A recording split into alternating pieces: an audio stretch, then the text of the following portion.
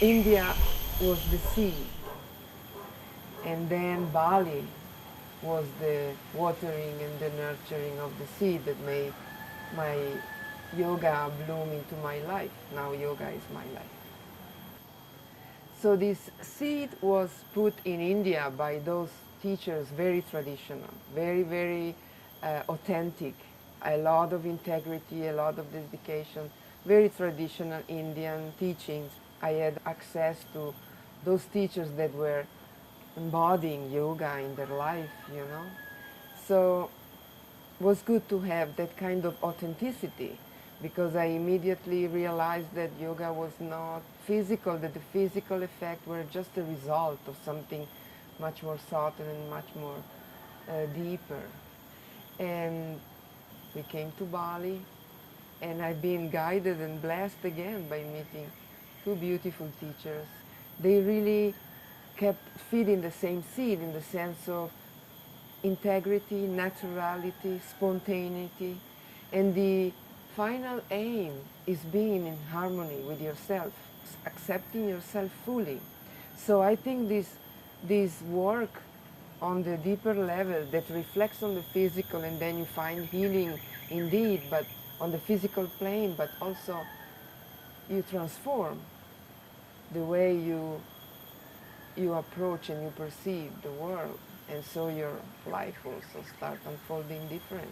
The very core is during the class, in the moment we are together and flowing together, having this sense of being beautiful and perfect. So feeling that everyone in his own way is graceful, because it's an act of self-love. So you caress yourself with every breath, you know.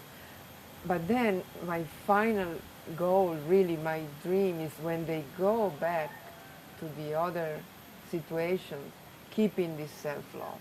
So if you ask me, the very core could be self-acceptance.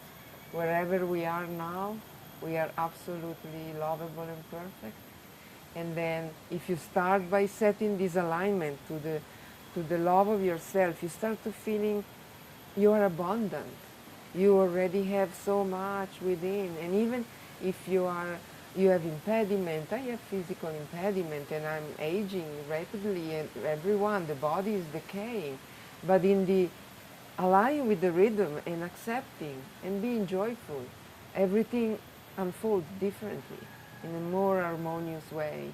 And more I study yoga, more I realize, and reading the antique texts, very beautiful, I realize that this is the core. Just loving yourself, accepting who you are, setting a very strong sense of peace within, in the very, very deep core of yourself. You will be able to radiate peace wherever you go. You can really create a different reality around you from within.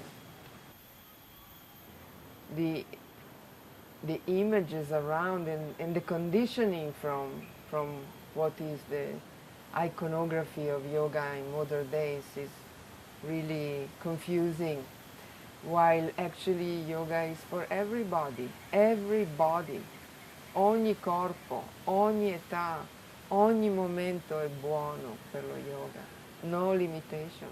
You can put your own limitation. So one of the asanas we do are for releasing my self-imposed limitation, because I put that bricks into my path and I can remove, deliberately choose to set myself free. Using the breath and opening, start opening to the invisible.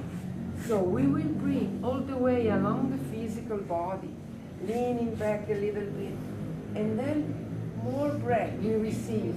Especially my style is not for performing, no performances. So you're not showing off, you don't have to reach to touch your toes.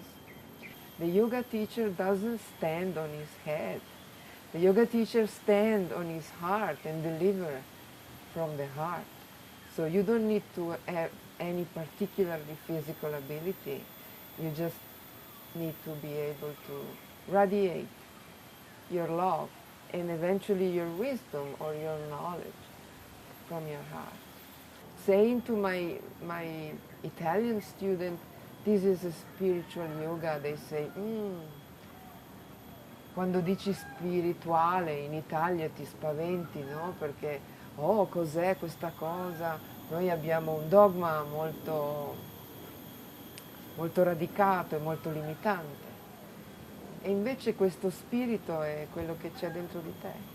Tutti abbiamo una piccola luce internamente, l'unico segreto è togliere i veli e andare a vedere la luce. E quando siamo lì non c'è più niente che ci distolga.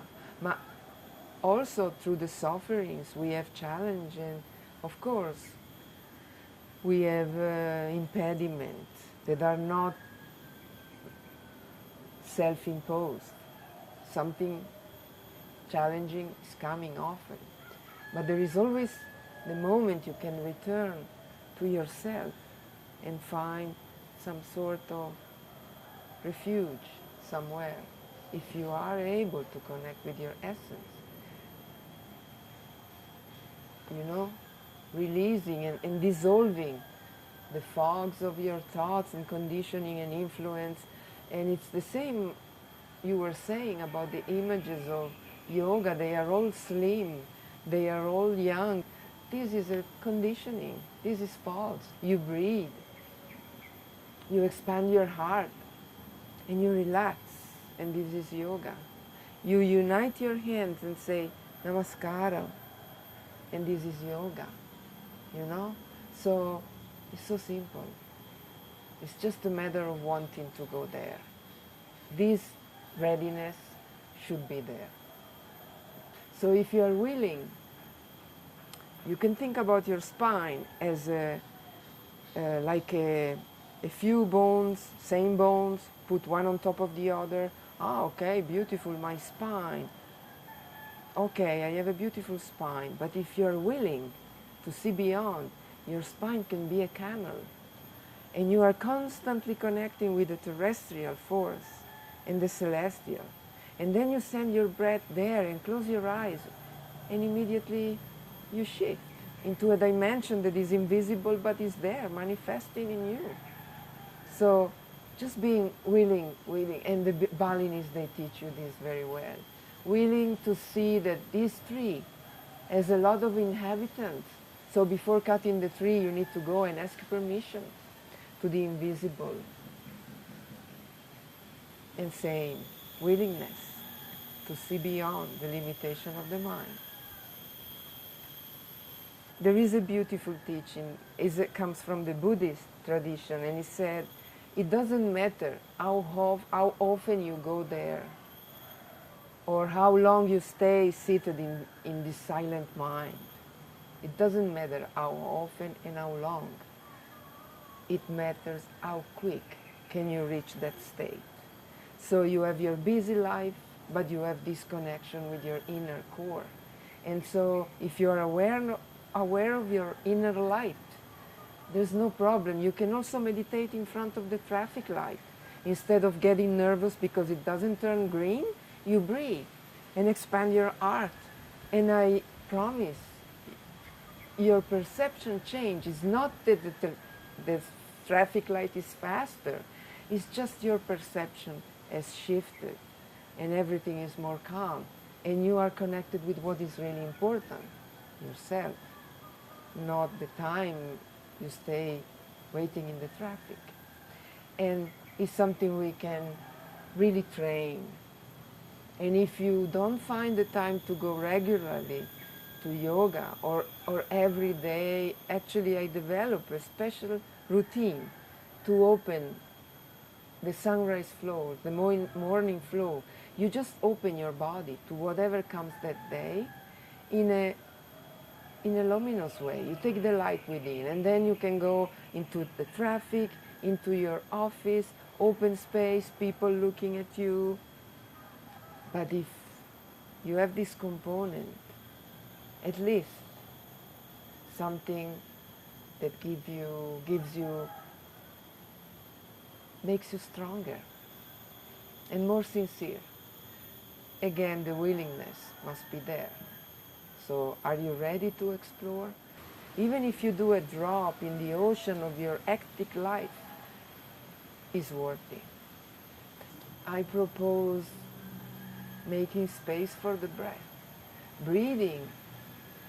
Breathing is the base.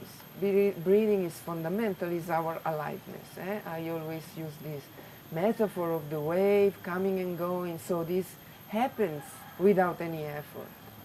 We can be there discussing with our boss in the traffic light with a very short breath, and it happened. But when we sit or stop and focus and use the breath to expand, you use the physical really to expand the awareness, because you see, oh look, this breath can be longer and the spaces in my lungs are bigger. And then you feel this aliveness originates from within. So of course the body is the vehicle to just explore your possibilities that are endless. But basically the ultimate goal is freedom. And it reconnect with what I was saying before, like freedom often is freedom from yourself, from this loop where you are repeating the same thing, and you wake up in the morning because the machine rang, and then you look at your phone and it's another machine, and then you go into your machine, and then you go into a block, and then you sit in front of a machine, and then you go home, and you probably sit in front of another machine, and then when you close your eyes and go within, when you sleep. And so you will find that peace only at the very end, when you will close your eyes forever, and then you are in peace. But the peace is something, shanti is what we need now. And so 1 minute of shanti, in very sincere, deep connection with the shantiness inside, is worthy of the effort of going to yoga, at least half an hour in your hectic week. 1 moment, you stay there, connect with shanti, and then you know shanti is there. So anytime you want to go, you go quickly. Freedom from all dogma. I grew up in the very heavy dogma, and then I spent the first part of my adult life to get rid of the dogma. So when I found yoga, I didn't want a new dogma, of course. I just wanted freedom, and I found it. Amazing freedom.